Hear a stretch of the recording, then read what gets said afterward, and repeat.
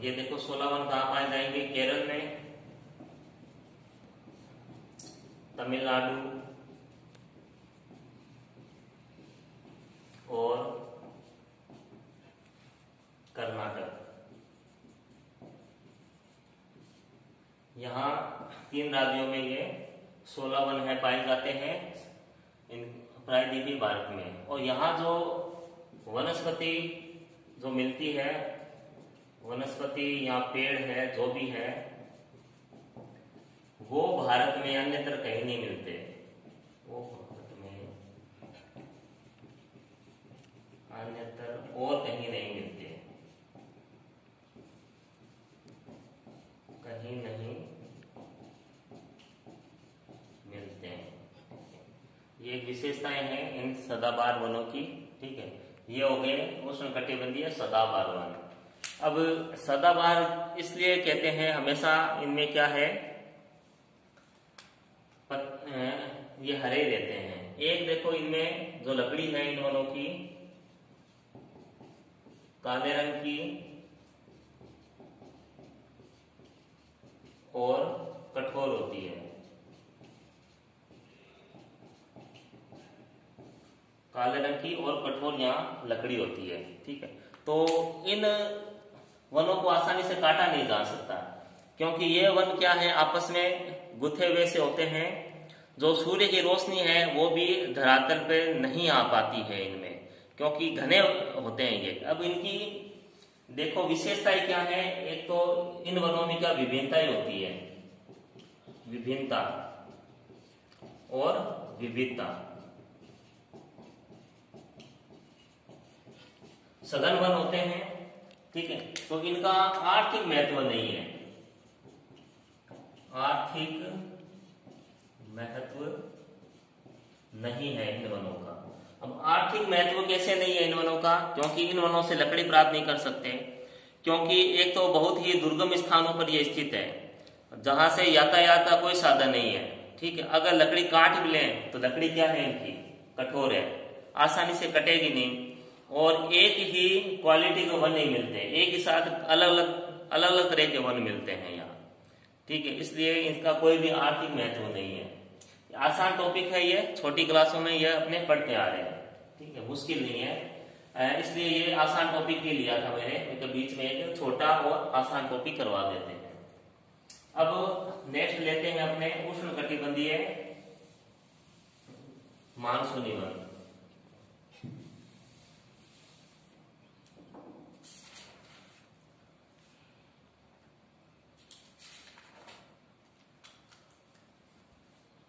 Second है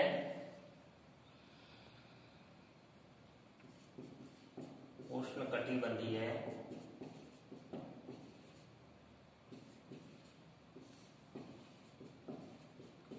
आर्द्र मानसूनी वन। ठीक है, अब देखो यहाँ वर्षा, देखो यहाँ इन वनों में वर्षा कितनी होती है? इन वनों में देखो वर्षा 100 से 200 सेमी होती है। ठीक है, अब देखो वर्षा में अंतर आ गया। अब वर्षा में अंतर आ गया तो देखो तापमान में भी अंतर आ जाएगा इसमें। ठीक है, तापमान, अब तापमान क्या होगा, यहाँ बढ़ जाएगा। पहले क्या था, सदाबहार वनों में तापमान कम था। यहाँ देखो तापमान चाहिए होता है 25 डिग्री सेल्सियस से 30 डिग्री सेल्सियस। ठीक है, और सदाबहार में कितना था तापमान, 28 डिग्री सेल्सियस। ये वैसे औसत तापमान है, ये ध्यान रखना, औसत तापमान, वार्षिक औसत तापमान। ठीक है, अब देखो आर्द्रता, देखो आर्द्रता भी यहां कम हो गई है,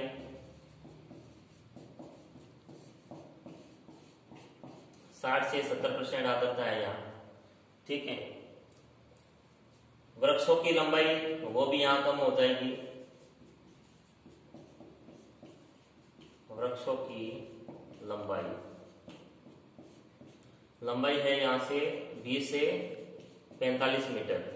ठीक है, ये हाइट है यहाँ वनों की। जबकि सदाबहार वनों में कितनी थी हाइट वनों की, 40 से 60 मीटर थी। अब यहाँ कितनी रहेगी, 20 से 45 मीटर ही रहेगी, सॉरी 45 मीटर इनकी हाइट रहेगी। अब विशेषता क्या है इन वनों की, ठीक है, एक मिनट। ये क्या करते हैं, ग्रीष्म काल में अपनी पत्तियां गिरा देते हैं।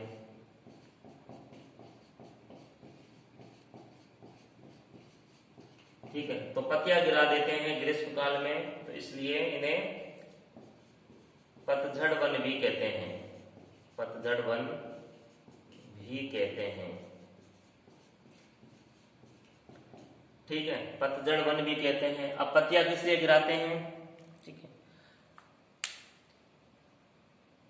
पत्ती ये ग्रीष्म काल में अपनी पत्तियां गिरा देते हैं, फिर वापस नई पत्तियां इनमें आती है। ठीक है, अब इनमें देखो कौन कौन से वन इनमें पाए जाते हैं, जैसे सागवान,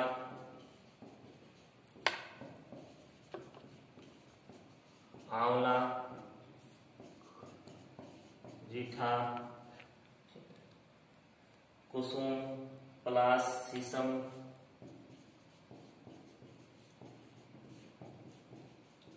पलाश, शीशम, लाल और सफेद चंदन, लाल और सफेद चंदन। ठीक, ये वन है यहाँ, ये यहाँ पाए जाते हैं। ठीक है, अब देखो यहाँ के जो वन है इनका आर्थिक लाभ है, आर्थिक लाभ है यहाँ वनों से। ठीक है, अब यहाँ आर्थिक लाभ कैसे है, जैसे कि सागवान और शीशम की जो लकड़ियां है,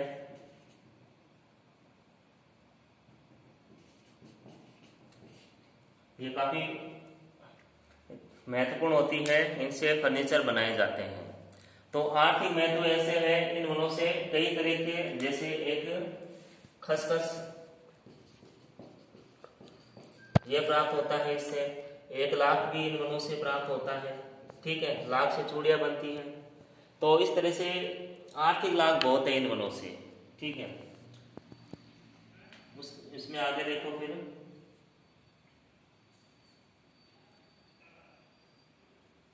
ये इनका विस्तार है, आगे देखो, आगे विस्तार है। ठीक है, विस्तार ये उत्तर प्रदेश, मध्य प्रदेश, उत्तराखंड,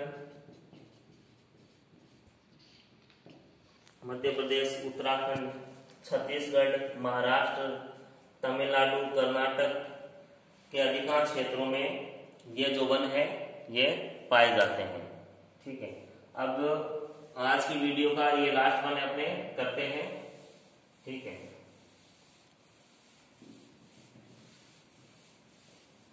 अगला है उष्णकटिबंधीय शुष्क कटीले वन। थर्ड है उष्णकटिबंधीय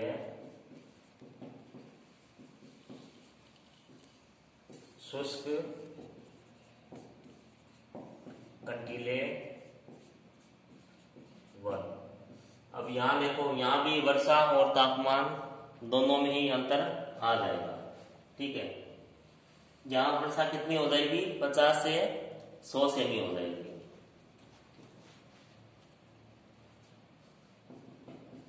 वर्षा 50 से 100 सेमी। ठीक है, तो तापमान बढ़ेगा कम होगा, औसत तापमान, तो तापमान यहाँ बढ़ेगा,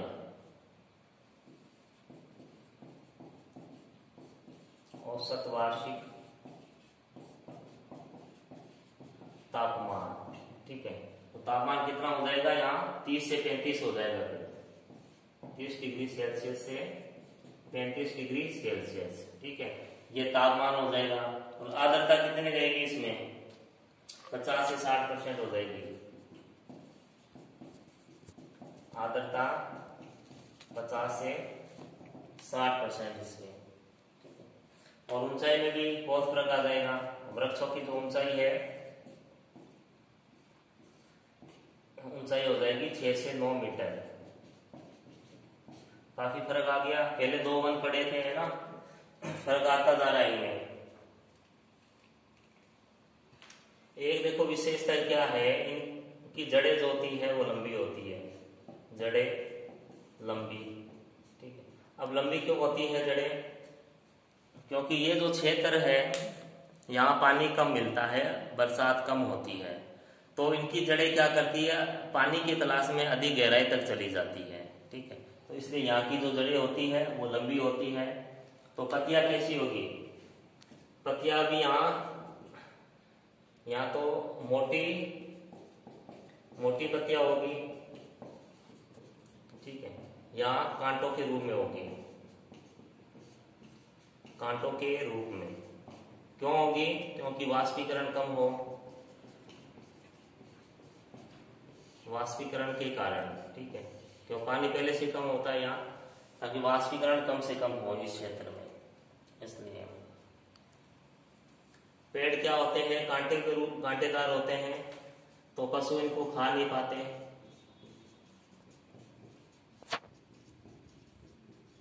तो अपने आप ही सुरक्षा हो जाती है पेड़ों की यहाँ।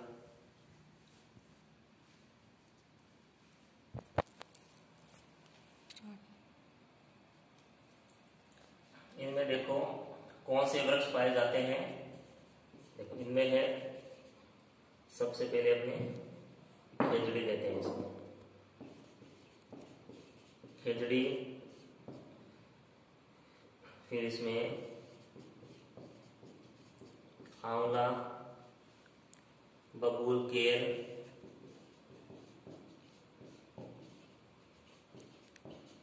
बबूल केर हो गए। ठीक है, फिर खजूर, बड़ और पीपल, बड़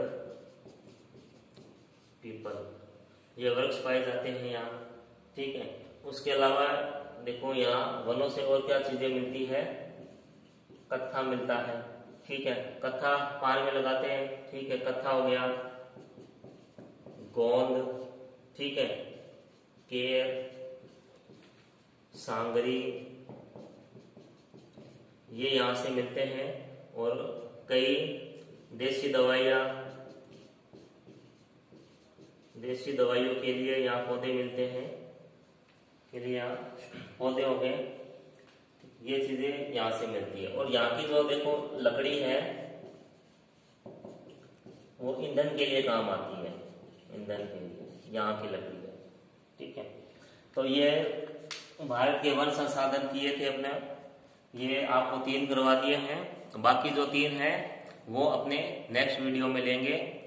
मैंने एक क्वेश्चन किया था शनिवार को कि भारत के राजस्थान में परमाणु संयंत्र कहाँ स्थित है, तो इसका जवाब होगा रावतबाटा, चित्तौड़गढ़। केवल 3 स्टूडेंट ने ही जवाब दिया था। सबसे पहले जवाब दिया था अर्शदीप सिंह ने, उसके बाद दिया था आंचल मिड्डा ने, फिर हरमन सिंह ने। 3 जनों ने ही उत्तर दिया था, तीनों के उत्तर सही थे। तो आप और बाकी किसी ने भी उत्तर नहीं दिया इसका, कोशिश करो उत्तर देने का। ठीक है, जो उत्तर देगा उनके नाम वीडियो में बोले जाएंगे। ठीक है, घर पे रहे, स्वस्थ रहे और पढ़ते रहे। धन्यवाद।